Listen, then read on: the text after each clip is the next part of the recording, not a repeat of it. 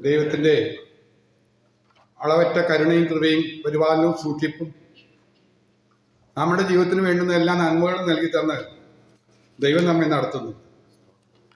അത് തിരിച്ചറിയാൻ കഴിയുന്നത് നമ്മുടെ ജീവിതത്തിലൊരു ഭാഗ്യമാണ്. പലർക്കും ഇത് തിരിച്ചറിയാൻ കഴിയുന്നില്ല. അവർ ചിന്തിക്കുന്നത് ഇതെല്ലാം സൂര്യൻ ഉദിക്കുന്നു അസ്തമിക്കുന്നത് പോലെ ജീവിതത്തിലെല്ലാം സംഭവിക്കുന്നു പോകുന്നു എന്ന് ചിന്തിച്ചുകൊണ്ടിരിക്കുന്നവരാണ്. അങ്ങനെ ചിന്തിക്കുന്നവർക്ക് യഥാർത്ഥ ആത്മീയ സന്തോഷം ലഭിക്കില്ല. ആത്മീയ സന്തോഷം അനുഭവിച്ചവർക്കറിയാം ഈ ഉലകത്തിൽ ലഭിക്കാവുന്ന ഏറ്റവും വലിയ മഹൽഭാഗ്യം മറ്റൊന്നുമല്ല, ഈ ആത്മാവിനുള്ളിൽ ലഭിക്കുന്ന സന്തോഷമാണ്. അത് പുറമേ നിന്ന് നോക്കുമ്പോൾ മനസ്സിലാക്കാൻ പറ്റാത്തൊരു സത്യമാണ്. ശരിയല്ലേ? നമുക്ക് ഈ കൃപ വന്നില്ലായിരുന്നെങ്കിൽ സ്വസ്ഥത കിട്ടുമെന്ന് സംശയരുത്. സ്വസ്ഥമായൊരു മനസ്സോ സമാധാനത്തിന്റെ ഒരു അംശം പോലുമോ നമുക്ക് ചിലപ്പോൾ തിരിച്ചറിയാൻ പറ്റിയിരുന്നില്ല. ഇന്ന് നമുക്ക് ലോകത്തിലെ എല്ലാവർക്കും ഉള്ള പ്രശ്നങ്ങളെല്ലാം നമുക്കുണ്ട്. എല്ലാവർക്കും ഉള്ള പ്രശ്നമുണ്ട്. ഒരുപക്ഷെ നമുക്ക് എല്ലാവരെക്കാളും കൂടുതലുണ്ടെന്ന് ചിലപ്പോൾ തോന്നാറുണ്ട്, മറ്റുള്ളവരെക്കാൾ. എന്നിട്ടും നമ്മൾ അതിജീവിച്ചു പോകുന്നു, സമാധാനത്തോടെ ഉറങ്ങുന്നു, സന്തോഷത്തോടെ എഴുന്നേറ്റ് നടക്കുന്നു. ഇതൊന്നും നമ്മെ ഏശിയിട്ടില്ല എന്ന് പറഞ്ഞ പോലെ ഏശാതെ വണ്ണം ഇമ്മാനുവൽ നമ്മെ പരിപാലിക്കുന്നു. ഇത് തിരിച്ചറിയുമ്പോൾ ഉണ്ടാകുന്ന ആത്മാവിന്റെ ഉള്ളിലേക്ക് ഇറങ്ങുന്ന ഒരു ആശ്വാസമുണ്ട്. അതാണ് കർത്താവ് തന്നത്. ആ വലിയ ആശ്വാസം പ്രാപിപ്പാൻ സർവശക്തനായ ദൈവം നമ്മെ സഹായിച്ചതോർത്ത് ഞാൻ നന്ദിയോടെ ദൈവത്തെ സ്തുതിക്കുകയാണ്. ആ സർവശക്തന്റെ നിഴലിൻ കീഴിൽ പാർക്കുന്നതാണ് നമ്മുടെ ജീവിതത്തിലെ വലിയ ഭാഗ്യം. അതുകൊണ്ട് ഒരിക്കലും നമുക്ക് പിന്മാറി പോകാൻ തോന്നില്ല. യഥാർത്ഥത്തിൽ ആത്മാവിന്റെ ഉള്ളിലേക്ക് ആശ്വാസം ലഭിച്ചു കഴിഞ്ഞാൽ പിന്നെ നമ്മൾ വേറെ എവിടേക്ക് അന്വേഷിച്ചു പോകില്ല. ഇത് ലഭിക്കാത്തവരാണ് ചാടി നടന്നുകൊണ്ടിരിക്കുന്നത്. ആ മലയിൽ നിന്ന് കേൾക്കുമ്പോൾ അവിടേക്ക് പോകും, ഈ മരുഭൂമിയിൽ നിന്ന് കേട്ട് കഴിഞ്ഞാൽ അവിടെ പോകും. എത്ര ചൂടുണ്ടെങ്കിലും ആ മരുഭൂമിയിൽ പോയി കുമ്പിട്ട് നിൽക്കും, മടങ്ങി നമസ്കരിക്കാൻ ശ്രമിക്കും. എന്നിട്ട് ലഭിക്കുന്നില്ല, പലവട്ടം പോവും. ഒരു വർഷം പോയോണ്ട് നടക്കുന്നില്ല. ചിലർ വെള്ളത്തിലിറങ്ങി കുളിച്ചിറങ്ങി പൊങ്ങി ഉയരുന്നു. അത് എത്ര വർഷം ചെയ്താലും പറ്റുന്നില്ല. പാവക്കാരൻ എഴുതുന്നില്ല, അവർക്ക് മോചനം ലഭിച്ചതായിട്ട് ഫീൽ ചെയ്യുന്നില്ല. ദൈവവുമായിട്ടുള്ള ബന്ധങ്ങളും ഒന്നും മനസ്സിലാക്കാനായിട്ട് കഴിയുന്നില്ല. അവർ പലതിലേക്ക് മാറിക്കൊണ്ടിരിക്കുകയാണ്, ചിന്താഗതി മാറിക്കൊണ്ടിരിക്കുകയാണ്. അതുകൊണ്ട് അവർക്ക് പല ദൈവങ്ങൾ വേണം. ഒന്ന് സക്സസ് ആവുന്നില്ല എന്ന് തോന്നുമ്പോൾ അടുത്തതിൽ നോക്കും, അതിൻ്റെ അടുത്ത് നോക്കും. അങ്ങനെ സങ്കല്പ ദൈവങ്ങളുടെ കുമ്പാരത്തിൽ അവർ കഴിഞ്ഞുകൊണ്ടിരിക്കുക.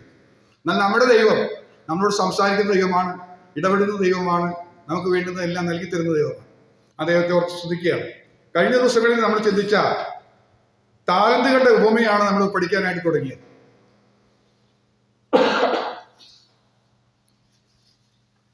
അതിന്റെ പ്രാഥമികമായ കുറച്ച് കാര്യങ്ങൾ പറയാനിടവും, എന്നിട്ട് ദുഷ്ടനും മടിയനുമായ ദാസനെ കുറിച്ച് നമ്മൾ പറയാനായിട്ട് വരും. കഴിഞ്ഞ ആഴ്ച ദുഷ്ടനും മടിയനുമായ ദാസൻ, ആ ദുഷ്ടനും മടിയനുമായ ദാസന്റെ സ്വഭാവങ്ങൾ നമ്മൾ ചിന്തിക്കാനിട വന്നു. നന്ദി കെട്ടവനായിരുന്നു, ന്യായീകരണത്തിൽ തെറ്റിപ്പോയി, അനീതിയുള്ളവനായിരുന്നു, തെറ്റ് കണ്ടുപിടിക്കുന്നവൻ, കുറ്റാരോപകനായിരുന്നു, സ്വയം നീതീകരിക്കുന്നവനായിരുന്നു, അവന് ഭയപ്പെടുന്നവനായിരുന്നു, ദുഷ്ടനായിരുന്നു എന്നൊക്കെ പറഞ്ഞു. അവന്റെ ശിക്ഷകളും ഉണ്ടായിരുന്നു. അവന് ശാസിക്കപ്പെട്ടു. അതുപോലെ തന്നെ അവന്റെ വായിൽ നിന്ന് തന്നെ ന്യായം വിധിക്കപ്പെട്ടു. വിശ്വാസമില്ലാത്തതിനെ ശിക്ഷിക്കപ്പെട്ടു. അവന്റെ താലന്ത് എടുത്തു കളഞ്ഞു. യജമാന്റെ സന്നിധിയിൽ നിന്ന് എന്നേക്കുമായി പുറത്താക്കി കളഞ്ഞു. അങ്ങനെ ആ ദുഷ്ടനും മടിയനുമായ ദാസനെ സംബന്ധിച്ച് നമ്മൾ മനസ്സിലാക്കുമ്പോൾ വരുന്ന പരാജയമാണ് മുന്നിൽ കാണുന്നത്. എന്നാൽ നല്ലൊരു ദാസനായിട്ടിരിക്കുക എന്ന് പറഞ്ഞാൽ നമ്മളൊന്ന് ചിന്തിക്കേണ്ട ഒരു ചിന്താ വിഷയമാണ്. അതിനുവേണ്ടി ഞാനിന്ന് 2 രാജാക്കന്മാരുടെ പുസ്തകം 5-ാമത്തെ അധ്യായത്തിൽ നിന്നാണ് ചിന്തിപ്പാനായിട്ട് താല്പര്യപ്പെടുന്നത്. ഈ 2 രാജാക്കന്മാരുടെ പുസ്തകം 5-ാമത്തെ അധ്യായത്തിലെ 5 വിധ ദാസന്മാരെ കാണാൻ കഴിയുന്നു. അതുകൊണ്ട് മനസ്സിലാക്കാൻ വളരെ എളുപ്പമായിരുന്നു. ദാസന്മാരെന്ന് പറഞ്ഞു കഴിഞ്ഞാൽ മുഖ്യധാരയിൽ വരുന്ന ആരുമല്ല ദാസന്മാർ. പല നല്ല കാര്യങ്ങൾ ചെയ്യുന്നതിന്റെ പിന്നിൽ പ്രവർത്തിക്കുന്നവരാണ് അവർ. നമ്മളിങ്ങനെ പറയാറുണ്ട്, പാചകം ചെയ്യുന്ന പാത്രം ആരും കാണാറില്ല. പാചകം ചെയ്യുന്ന പാത്രം നമ്മൾ കാണാറില്ല, എല്ലാവരും കാണാറില്ല. പാചകമൊക്കെ ചെയ്ത് കഴിഞ്ഞ് അത് നല്ല ഡിഷിലായിട്ട് വന്ന് ടേബിളിൽ വരുമ്പോൾ നമ്മളത് നിർത്തി കഴിക്കും. അപ്പോൾ നമുക്ക് ഇഷ്ടം ടേബിളിൽ വരുന്ന നല്ല പാത്രങ്ങളാണ്, പഴങ്ക് പാത്രങ്ങളായിരിക്കും. എന്നാൽ ഇതിനു വേണ്ടി കഷ്ടപ്പെട്ട പാത്രമുണ്ട്. അത് അടുപ്പിന് മുകളിലിരുന്ന പാത്രമാണ്. ചൂട് കൊണ്ടതും കരി പിടിച്ചതും കട്ട സഹിച്ചതുമായ ചിലരുണ്ട്. ഇതുപോലെയാണ് ഈ ദാസൻ എന്ന് പറഞ്ഞ കാര്യം. അവർ മുഖ്യധാരയിൽ എത്തുന്നത് വരുന്നില്ല, അവർക്ക് ഷൈൻ ചെയ്യാനുള്ള അവസരം കിട്ടുന്നില്ല.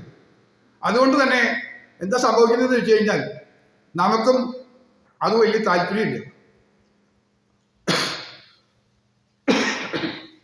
സോറി. ദാസ്യ മനോഭാവം നമുക്ക് പലപ്പോഴും താല്പര്യം വരുന്നില്ല. നമുക്ക് എപ്പോഴും ഉന്നതനാകാനാണ് താല്പര്യം വരുന്നത്. പൊതുവെ ആളുകൾക്ക് അങ്ങനെയാണ്.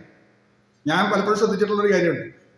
ചിലർക്ക് ഉന്നതമായ സ്ഥാനങ്ങൾ, അധ്യക്ഷ സ്ഥാനങ്ങൾ, വലിയ പ്രസിഡന്റ് ആവുക, അങ്ങനത്തെ കാര്യങ്ങളൊക്കെ ഭയങ്കര താല്പര്യമുള്ളതാണ്, വലിയ ഇൻട്രസ്റ്റാണ്. ഞാനും തുടക്കത്തില് പ്രസിഡന്റായിട്ടും സെക്രട്ടറി ആയിട്ടൊക്കെ ഇരുന്നിട്ടുണ്ട്. എൻ്റെ സെൻട്രൽ പാസ്റ്റർക്കാണെങ്കിൽ വലിയ താല്പര്യമായിരുന്നു ഞാൻ സെൻട്രലിന്റെ വൈസ് പ്രസിഡന്റ് ആകണമെന്നും സെൻട്രലിന്റെ സെക്രട്ടറി ആകണമെന്നൊക്കെ പറഞ്ഞ് ഒത്തിരി നിർബന്ധിച്ചിട്ടുണ്ട്. ഞാൻ അതിനു മുമ്പ് സെൻട്രൽ കമ്മിറ്റിയിലൊക്കെ പ്രവർത്തിച്ചിട്ടുണ്ട്. അപ്പോൾ ഒരു കാര്യം എനിക്ക് മനസ്സിലായി, ആത്മീകമായിട്ട് മുന്നേറാൻ പറ്റില്ല. ഇത്തരം കാര്യങ്ങളിൽ പോകും തോറും നമ്മുടെ ആത്മീകം ചോർന്നു പോകുന്നു തിരിച്ചറിഞ്ഞു. ആത്മീയം തിരിച്ചു നഷ്ടപ്പെട്ടു പോകുന്നു പറഞ്ഞു കഴിഞ്ഞാൽ നമ്മൾ പല കാര്യങ്ങളിൽ ഇടപെടുന്നത് പാർഷ്യാലിറ്റിയോടെയും പല കാര്യത്തിലും നമ്മുടെ സ്വഭാവമൊക്കെ ഒന്ന് മാറ്റി സംസാരിക്കേണ്ടി വരിക, ദേഷ്യപ്പെടേണ്ടി വരിക, അല്ലെങ്കിൽ പല കാര്യങ്ങളിൽ ഇടപെടേണ്ടി വരുന്ന പല വിഷയങ്ങളും വരുമ്പോൾ നമ്മുടെ ആത്മീക നിലവാരത്തിൽ ഭയങ്കര കോട്ടം സംഭവിക്കുന്ന ഒരു കാര്യമാണ്. നമ്മുടെ ചിന്താഗതിക്ക് ഭയങ്കര കോട്ടം വരും. ഇനി അത് മാത്രമല്ല, ആത്മീകമായി നമുക്ക് ധ്യാനിപ്പാനോ ചിന്തിക്കാനോ മനസ്സ് കിട്ടില്ല. ഇത്തരം പല വിഷയങ്ങൾ നമ്മൾ കയറി വരിക്കാൻ തുടങ്ങും. ഇത് കണ്ടോടുകൂടി ഞാൻ തീരുമാനിച്ചു, ഇനി ഇല്ല, ഇത്തരം പൊസിഷനുകളൊന്നും എനിക്ക് വേണ്ടെന്ന് പറഞ്ഞു. ഒത്തിരി പൊസിഷൻസ്, യുണൈറ്റഡ് പെന്തക്കോസ്തൽ ഫെലോഷിപ്പ് എന്നൊക്കെ പറഞ്ഞ് സംയുക്തമായിട്ടുള്ള എൻ്റെ പ്രസിഡന്റായിട്ട് തെരഞ്ഞെടുപ്പ് ഞാൻ അവസാനം എല്ലാം വേണ്ടെന്ന് വെച്ചു. ഇതൊന്നും എനിക്ക് പറ്റിയതല്ല. എല്ലാവരും പറഞ്ഞു തന്നെ ഞാൻ നല്ല യോഗ്യനാണ്, ഏത് മീറ്റിംഗ് നടത്താൻ നല്ലതാണെന്നൊക്കെ പറഞ്ഞ് അങ്ങ് പൊക്കി വയ്ക്കാനൊക്കെ എല്ലാവരും ഇഷ്ടം പോലെ ആളുണ്ടായിരുന്നു. ഇലക്ഷൻ പോലും ഇല്ലാതെ പാസ്സാക്കി പൊസിഷൻസ് ഒക്കെ തരുന്നുണ്ടായിരുന്നു. പക്ഷേ പ്രശ്നം മനസ്സിലായി, എൻ്റെ ആത്മീയ നിലവാരം ചോർന്നു പോകും, ദൈവമായിട്ടുള്ള ഭയഭക്തി നഷ്ടപ്പെട്ടു പോകും. ഇത് തിരിച്ചറിയപ്പോഴാണ് ഇതൊക്കെ വേണ്ടാന്ന് വെച്ചത്.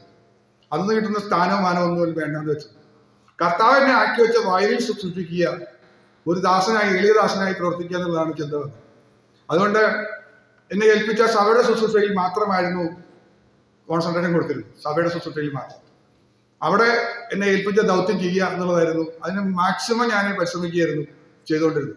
മാക്സിമം അതിനുവേണ്ടി യത്നിക്കുക. മറ്റു സഭകളിൽ ഞാൻ പോകില്ലായിരുന്നു, ശുശ്രൂഷയ്ക്ക് പോകില്ല. കാരണം എൻ്റെ സഭയിൽ വിട്ടിട്ട് പോകാൻ പറ്റില്ല എന്ന് പറഞ്ഞത് ഞാൻ ഒഴിഞ്ഞു മാറണം.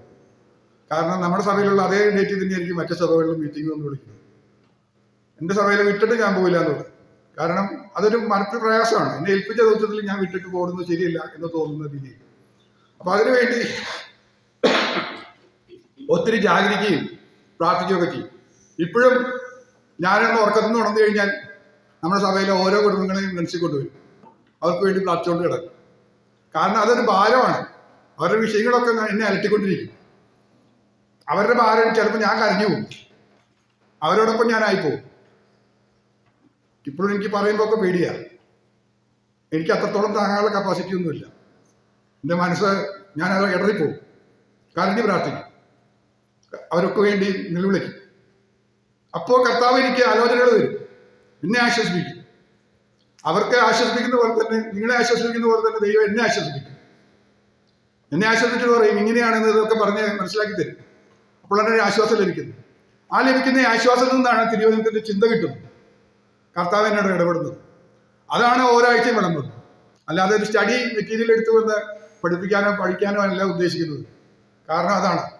അപ്പൊ ആ ചിന്ത ഓരോ ആഴ്ചയും കിട്ടുന്നത് അതാത് ആഴ്ചയിൽ അതാത് കുടുംബങ്ങൾക്ക് വേണ്ടുന്ന ആലോചനകളായിരിക്കുമെന്ന് പൂർണ്ണമായ ഒരു വിശ്വാസം ഇരിക്കുന്നു. അത് ശ്രദ്ധിക്കുകയാണ്.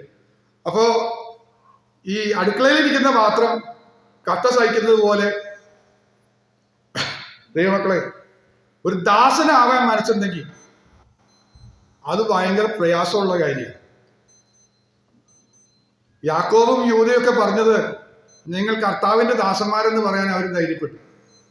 യേശുവിന്റെ സഹോദരനെന്നോ അല്ലെങ്കിൽ അപ്പോസ്തലനാന്നൊക്കെ ഉള്ള പേരെടുക്കുന്നതിനേക്കാളൊക്കെ അവർ താല്പര്യപ്പെട്ടത് ദാസനാവണം എന്ന് പറഞ്ഞ് താല്പര്യപ്പെട്ടു.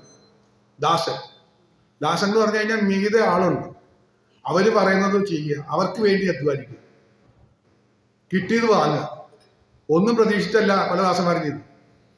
ഈ 5-ാമത്തെ അധ്യായത്തിൽ 2 രാജാക്കന്മാരുടെ പുസ്തകം 5-ാമത്തെ അധ്യായത്തിൽ കാണുന്ന 5 വിധ ദാസന്മാര്, അതിൽ 1-ാമത്തെ ദാസൻ അരാം രാജാവിന്റെ സേനാധിപതിയായ നയമാന്റെ കൂടെ കുറെ ദാസന്മാരുണ്ട്.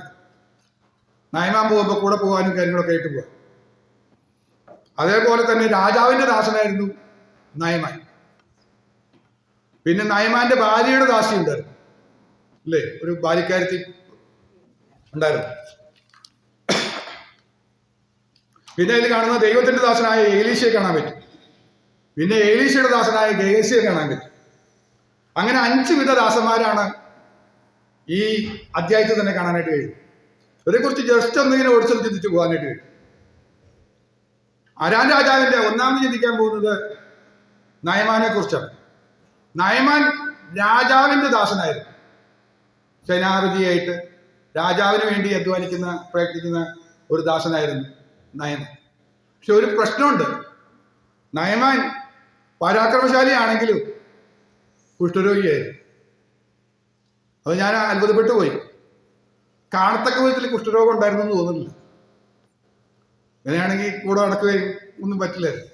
കാണാത്ത ഏതോ വിധത്തിൽ കൈയിൻ്റെ മുകളിലോ എവിടെയൊക്കെയായിരുന്നു. അപ്പൊ മറച്ചു വെച്ചിട്ടായിരുന്നു നടന്നിരുന്നത്.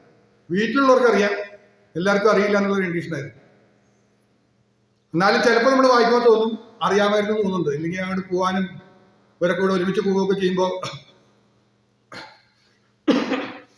ഒരുമിച്ച് പോകുന്നുണ്ടല്ലോ, ദാസന്മാര് പോകുന്നു, അവിടേക്ക് അടുത്ത രാജ്യത്തേക്ക് പറഞ്ഞു വിടുന്നുണ്ടല്ലോ. അപ്പൊ എനിക്കൊരു അത്ഭുതം തോന്നി. അങ്ങനെയാണെങ്കിൽ, അറിയുന്ന ആളാണെങ്കിൽ ഈ രാജാവ് ഒരു മാന്യനായ മനുഷ്യനാണ്.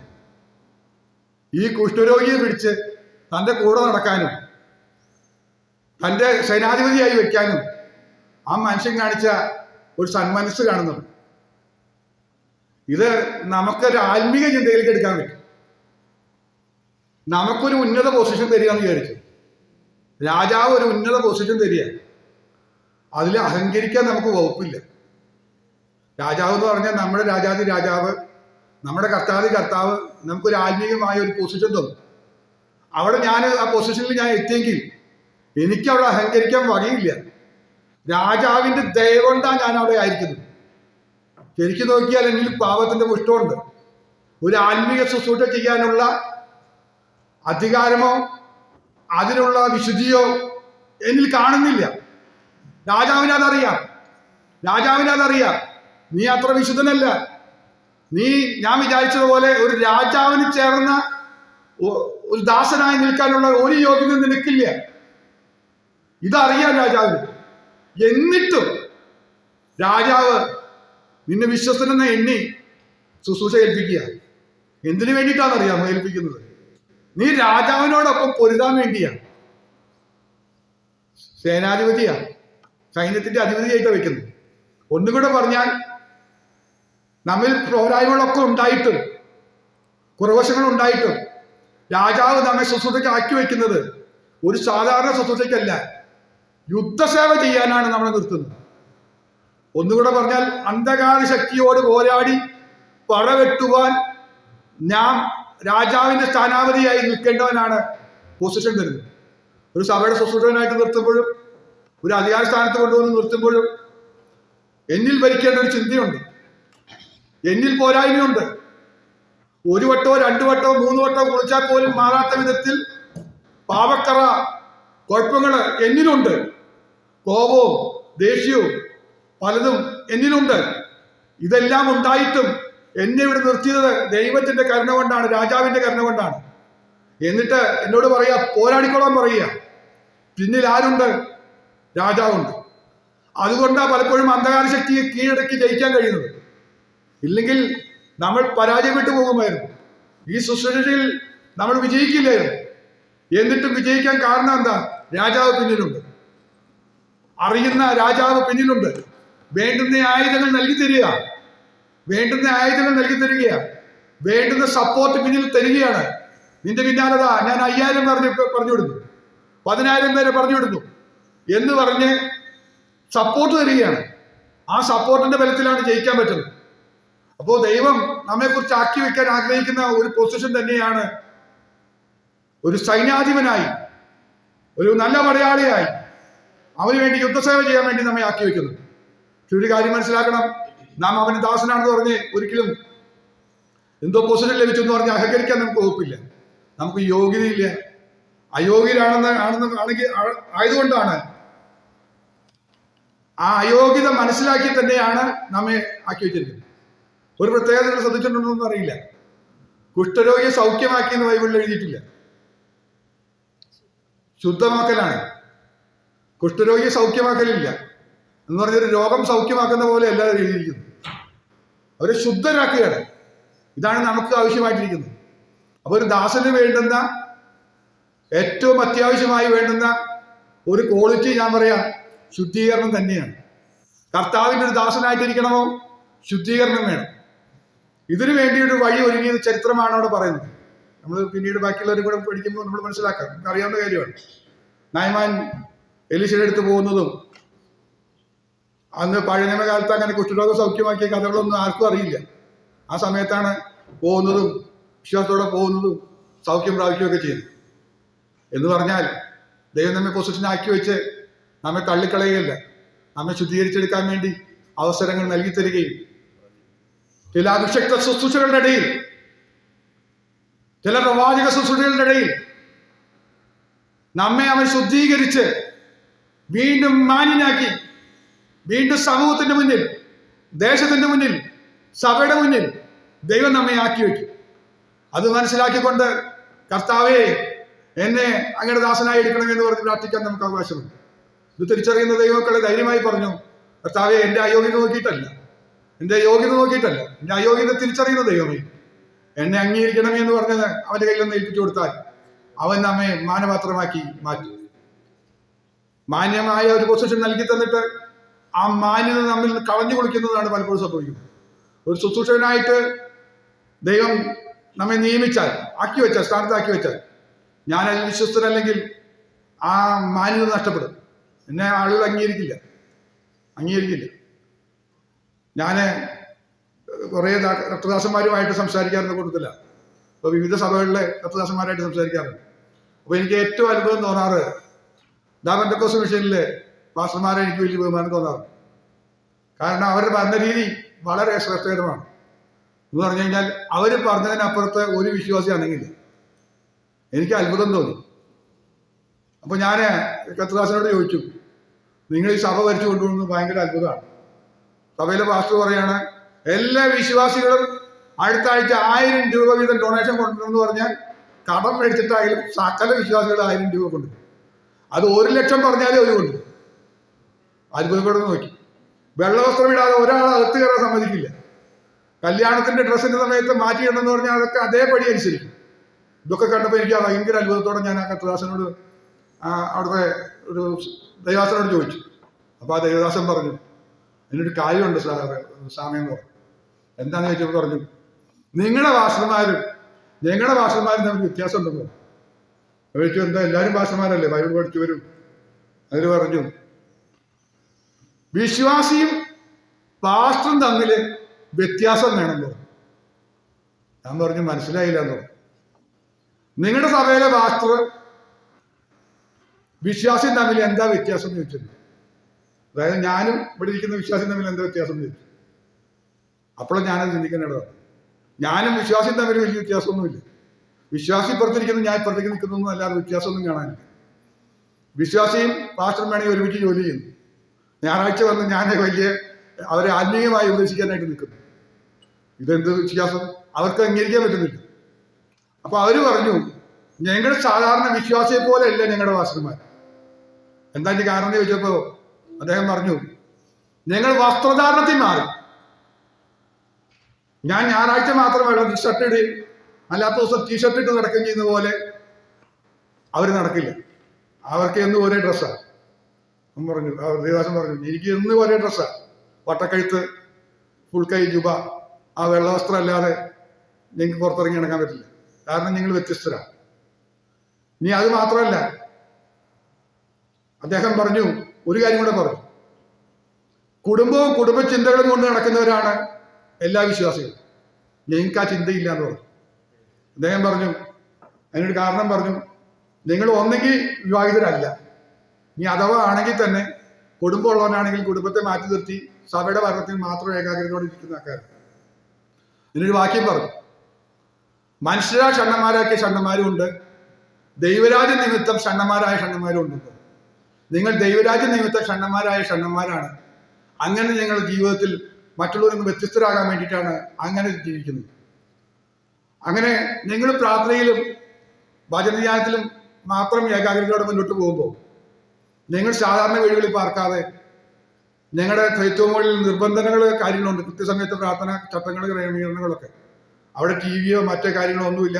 എന്നൊന്നും വ്യത്യസ്തമായ ഒരു സന്യാസ ജീവിതം പോലെ തന്നെ നയിക്കുന്നതുകൊണ്ട് നിങ്ങളുടെ വിശ്വാസികൾക്കൊരു ബഹുമാനമുണ്ട്. അവർക്ക് വ്യത്യസ്തമായിട്ട് തോന്നുകയാണ്. അതുകൊണ്ടാണ് ഞങ്ങൾ പറയുന്നതൊക്കെ അംഗീകരിക്കുന്നുണ്ടോ. ഒരു കണക്കിന് അത് ശരിയല്ലേ? ഇന്ന് നമുക്ക് എല്ലാവരും ഒരേപോലെ തോന്നുക. ഒരു സ്ട്രിക്റ്റ് ഡിസിപ്ലിനോ ജീവിതത്തിൽ സമയത്തിന്റെ കാര്യത്തിലോ ഒന്നുമില്ലെങ്കിൽ സംഗതി ആകെ പാടിപ്പോയി. വിശ്വാസിയും പാസ്റ്റർമാരും തമ്മിൽ യാതൊരു വ്യത്യാസമില്ലാന്ന് തോന്നൽ വരിക. ഇവിടെയാണ് സ്വയം ശോധന ചെയ്യേണ്ടി വരുന്നത്. ഞാൻ എന്നെ തന്നെ ചോദന ചെയ്യേണ്ടി വരുന്ന വിഷയം അതാണ്. എത്രത്തോളം ഡിസിപ്ലിൻ ജീവിതത്തിൽ കൊണ്ടുവരാൻ പറ്റും, എത്രത്തോളം ഡിസിപ്ലിൻ ജീവിതത്തിൽ കൊണ്ടുവരാൻ പറ്റും. ഇത് എല്ലാവരും ചിന്തിക്കണം. രണ്ട് ലെവലിൽ ചിന്തിക്കണം. ഒരു വിശ്വാസി ചിന്തിക്കേണ്ടത് സാധാരണ ലോക മനുഷ്യനിൽ നിന്ന് ഞാൻ വ്യത്യസ്തനാണോ അല്ലെന്ന് ചിന്തിക്കണം. ലോക മനുഷ്യനെ പോലെ തന്നെ ഞാനെന്ന് പറഞ്ഞാൽ ഞാനൊരു വിശ്വാസിയല്ല. ഞാനൊരു ക്രിസ്തീയ വിശ്വാസിയാണ്, ഒരു ദൈവമകനാണെങ്കിൽ ലോക മനുഷ്യരെ പോലെ തന്നെ ഞാൻ ജീവിക്കാൻ പാടില്ല. അതുപോലെ തന്നെ ഒരു സാധാരണ വിശ്വാസിയെ പോലെ ഒരു പാസ്റ്റർ ആകാൻ പാടില്ല. കണ്ടോ എത്ര വിഷയങ്ങൾ കിടക്കുന്നുണ്ടോ? പറയുമ്പോൾ എളുപ്പം അദാസനാണ്. പക്ഷെ അവിടേക്ക് എത്താൻ, ആ മാതൃകയോടെ ആകാൻ കുറെ പാടുപെടേണ്ടി വരുന്നു. ഞാൻ അധികം അങ്ങനെ പറഞ്ഞു പോകുന്നില്ല, അടുത്തേക്ക് പോകാം. നയമാന്റെ ഭാര്യയുടെ ദാസി. നയമാന്റെ ഭാര്യയുടെ ദാസിയുടെ പേര്, ആ ബാലികയുടെ പേര് നമുക്കറിയില്ല. പ്രായം, മാതാപിതാക്കള്, കുടുംബം, ഒരു കാര്യം നമുക്കറിയില്ല. ഒരു ടീനേജുകാരി അത് കയറിയിരുന്നു. പിടിച്ചുകൊണ്ടുപോയപ്പോ, പ്രവാസത്തിലേക്ക് പിടിച്ചുകൊണ്ടുപോയപ്പോ അവളും പോയി. അവളെ തന്നെ ഒരു അടിമയായി വിറ്റു. നയമാന്റെ വീട്ടിലേക്ക് കൊണ്ടുവന്നു. നയമാന്റെ ഭാര്യനെ ഹെൽപ്പ് ചെയ്യാൻ വേണ്ടി അവളെ നിർത്തി എന്ന് മനസ്സിലാക്കാനായിട്ട് കഴിയും. പക്ഷേ അവൾക്കുണ്ടായിരുന്ന ഒരു 5 പ്രത്യേകതകൾ പറയും. ആ പ്രിയ മകൾക്കുണ്ടായിരുന്ന ഒരു 5 പ്രത്യേകത. ഒന്ന്, അവൾ ഭക്തിയും വിശ്വാസവും ഉള്ളവളായിരുന്നു. ഭക്തിയും വിശ്വാസം അവൾക്കുണ്ടായിരുന്നു. അവൾ പറഞ്ഞു ഇസ്രായേലിനൊരു ദൈവം ഉണ്ടെന്ന് അവൾ പറയുക. ഇസ്രായേലിന്റെ ഒരു ദൈവം.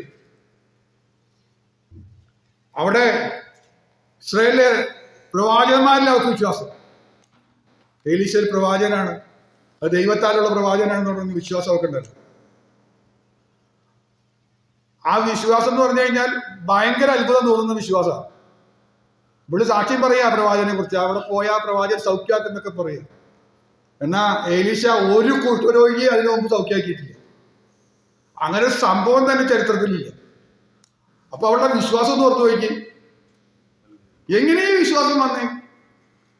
നമുക്ക് ഈ അറിയുന്ന കാര്യങ്ങൾ പോലും വിശ്വസിക്കാൻ പറ്റുന്നില്ല. പറ്റുന്നുണ്ടോ? യേശു അത്ഭുതം ചെയ്യുന്നു പറഞ്ഞാൽ നമുക്ക് ഇപ്പോഴും പറച്ചിൽ മാത്രമേ ഉള്ളൂ. ഉൾക്കൊള്ളാൻ പോലും പറ്റിയിട്ടില്ല, ഉൾക്കൊള്ളാൻ പോലും പറ്റുന്നില്ല. ആ സമയത്താണ് ഒരിക്കലും കാണുകയോ കേൾക്കുകയോ ചെയ്യാത്ത കാര്യങ്ങള് വിശ്വസിക്കുന്നതിന്റെ പേരാ വിശ്വാസം എന്ന് പറയുന്നത്. ഞാനിങ്ങനെ പറയാറുണ്ട്, ആരാ വിശ്വാസി? വിശ്വാസി ആരാന്ന് ചോദിച്ചു കഴിഞ്ഞാൽ ഞാൻ ഇങ്ങനെ പറയും, ഈ സഹോദരി ഒരു വിശ്വാസിയാണ്. ഒരു നല്ല വിശ്വാസിയുടെ ഉദാഹരണം ഇതാ. ദൈവത്തിലുള്ള വിശ്വാസം, ദൈവത്തിന്റെ ദാസനായ പ്രവാചകന്റെ ഒരു വിശ്വാസം, ദൈവത്തിന് ചെയ്യാൻ കഴിയുന്ന കാര്യങ്ങളെ കുറിച്ചുള്ള വിശ്വാസം. എത്ര അത്ഭുത! ഇനി ഒന്നുകൂടെ വ്യക്തമാക്കുകയാണെങ്കിൽ ഞാൻ പറയാം. പ്രവാചക ശിഷ്യന്മാരൊക്കെ കൂടി പായസം ഉണ്ടാക്കിയപ്പോ പേച്ചീര എരിഞ്ഞിട്ടു. അതിന്റെ മണമൊക്കെ വന്നപ്പോ ആൾക്കാർക്ക് മനസ്സിലായി ഇത് വിഷച്ചീരയുടെ മണം വരുന്നുണ്ട്, ഇത് കഴിച്ചാൽ ചത്തുപോകും, മരണം, കലത്തിൽ മരണം, കലത്തിൽ മരണം പറഞ്ഞ് എല്ലാവരും നിലവിളിക്കാൻ തുടങ്ങി. അപ്പോ പ്രവാചകന്റെ അടുത്ത് വന്ന് പറഞ്ഞപ്പോ പ്രവാചകൻ അത് ശുദ്ധമാക്കി. യെസ്, അത് ഗുഡാന്ന് പറഞ്ഞു. അതിലെ മരണത്തെ ഞാൻ നീക്കി എന്ന് പറഞ്ഞു. അതിനെ ശുദ്ധമാക്കി. ഈ പായസം ആര് കുടിക്കും? നമുക്ക് വിഷം കലക്കിയൊരു സാധനം കൊണ്ടുവന്നു. ഞാൻ പ്രാർത്ഥിച്ചു. ഇതിനകത്ത് സൈനൈഡ് കംപ്ലീറ്റ് പോയിരിക്കുകയാണ്. അവര് വന്നു കുടിച്ചോളൂ എന്ന് പറഞ്ഞു. നിങ്ങൾ ആരും വന്ന് കുടിക്കും. ആ പായസക്കലത്തിലെ പായസം ആദ്യം കുടിച്ചാലുള്ള മേലെ വിശ്വാസം. മനസ്സിലായോ? വിശ്വാസം ഉണ്ടെങ്കിൽ കുടിക്കാൻ പറ്റുള്ളൂ. ഉറപ്പാ, കുടിച്ചാൽ മരിക്കുന്ന ഉറപ്പാ, മരണ. അത് പാസ്റ്റർ പ്രാർത്ഥിച്ചു എന്നുള്ള പേരില് അതിലെ മരണം മാറി എന്ന വിശ്വാസത്തോടെ പോയി കുടിക്കുന്ന ആരാണോ അവന്റെ പേരെ വിശ്വാസം. മനസ്സിലായി? വിശ്വാസത്തിന്റെ ആഴം മനസ്സിലായി. നമുക്കതിന്റെ 7 എഴുത്ത് പോലും എത്തിയിട്ടില്ല. പാസ്റ്റർ പ്രാർത്ഥിക്കുകയൊക്കെ ചെയ്യും. പാസ്റ്റർ ആദ്യം കുടിച്ചോന്ന് പറയും. പാസ്റ്റർ കുടിച്ചിട്ട് കാണിച്ചിട്ടുമില്ല. എലീശയാണ് ആദ്യം കുടിച്ച് കാണിച്ചത്. വിളമ്പിക്കൊടുത്തോന്ന് പറഞ്ഞു. വിളമ്പിക്കോ.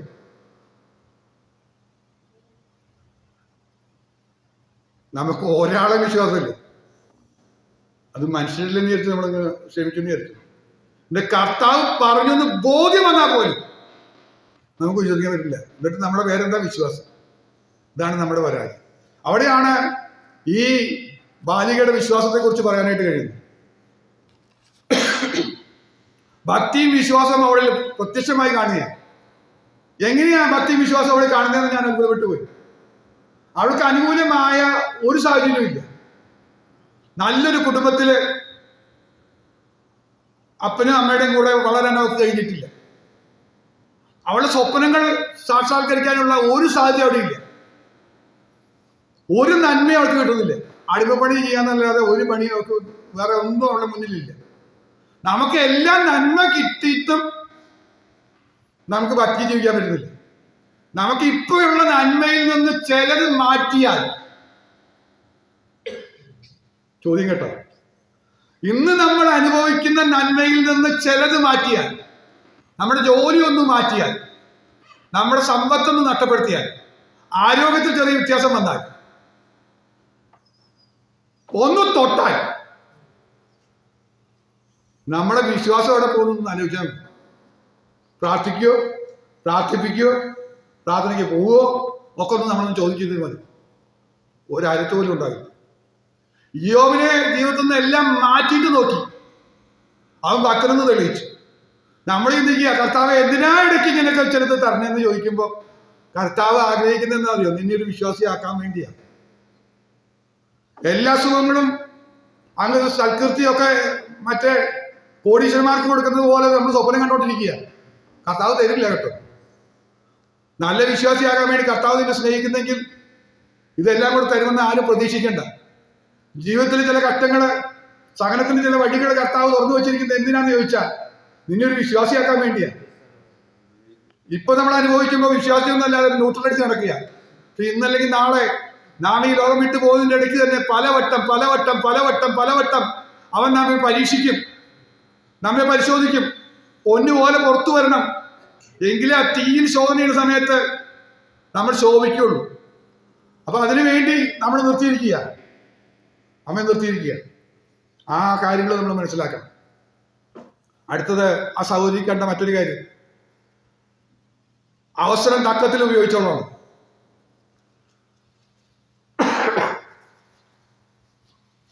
അവസരം തക്കത്തിൽ ഉപയോഗിക്കാൻ കഴിയും. പരാജയപ്പെട്ടു പോയിട്ടുണ്ട് ഞാൻ ഇഷ്ടം പോലെ പ്രാവശ്യം ഞാൻ പരാജയപ്പെട്ടു പോയിട്ടുണ്ട്. നല്ല പ്രേരണ കിട്ടിയിട്ടും ആ സമയത്ത് പ്രവർത്തിക്കാൻ കഴിയാതെ വാ അടച്ചു വെച്ചിട്ട് കൈ അനക്കാതെ വെച്ചിട്ട് പരാജയപ്പെട്ടു പോയിട്ട് പൊട്ടത്തരം പറ്റിയില്ലോ, നല്ലൊരു ചാൻസായിരുന്നു നോക്കിയിട്ട് നിലവിളിച്ച ഘട്ടങ്ങൾ ഉണ്ടായിട്ടുണ്ട്. നിങ്ങളൊന്നൊക്കെ ഒന്ന് ചോദിച്ചാൽ, ശോധന ചെയ്ത് നോക്കിയാൽ നമ്മുടെയൊക്കെ ജീവിതത്തിൽ പല അവസരങ്ങളും നഷ്ടപ്പെടുത്തി കളഞ്ഞിട്ടുണ്ട്. എന്നാൽ അവളെ അവസരം നഷ്ടപ്പെടുത്തിയില്ല എന്ന് പറയാൻ ചിന്തിക്കാൻ വയ്യാത്തൊരു മേഖല.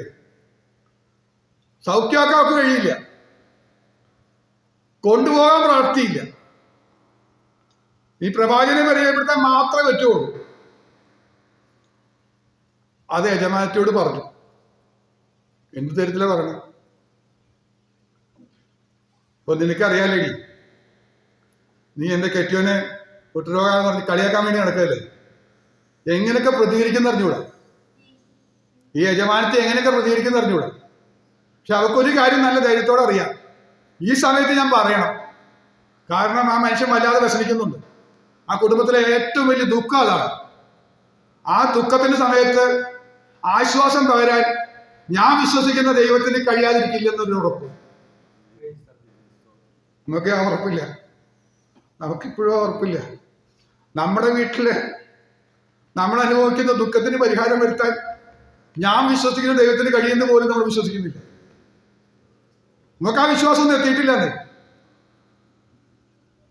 എവിടെ എത്തണം പറ്റുന്നില്ല. ആ സമയത്താണ് പറയുന്നത്, ആ മകള് പറയുക, ഞാൻ വിശ്വസിക്കുന്ന ദൈവം നിങ്ങളുടെ വീട്ടില് നിങ്ങളുടെ ദുഃഖഭാരത്തിന് പരിഹാരം വരുത്താൻ കഴിയുമെന്ന് അവൾ സമയം തക്കത്തിൽ ഉപയോഗിച്ച് പറഞ്ഞു.